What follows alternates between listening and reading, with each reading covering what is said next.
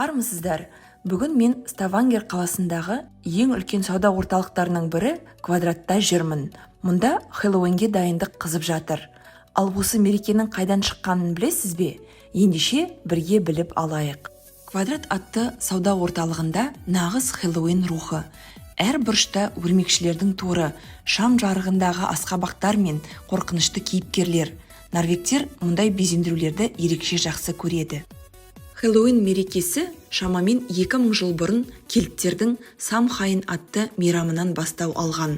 Ол кезде адамдар жаздың аяқталып, қыс келгенін атап өткен.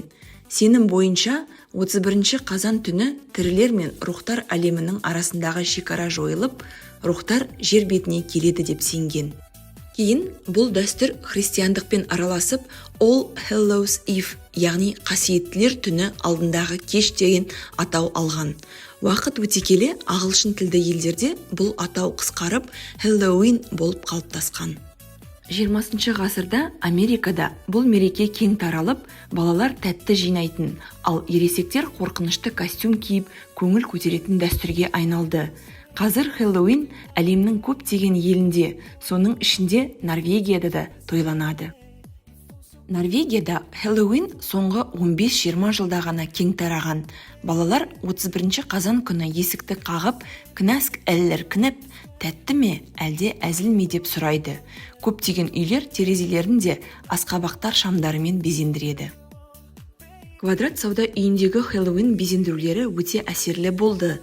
Бұл мереке тек қорқынышты образдар емес, адамдардың шығармашылық пен көңіл көтеру күніне айналған. Егер бейнебаян ұнаса, лайк басып, арнаға жазылуды ұмытпаңыз.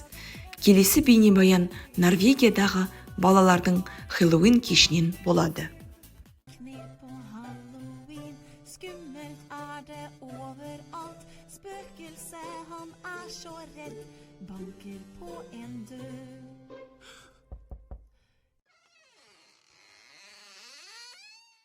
Knask och knep på Halloween. Hekser flyr i vinden sky. Spøkelse, han så redd. Banker på en dør. Knask, knask, knask, knask eller knep. Knask och knep på Halloween. I mørket skriker flaggermus. Spøkelse, han så redd. Banker på en dør. Spøkelse, han blir så glad. Happy Halloween.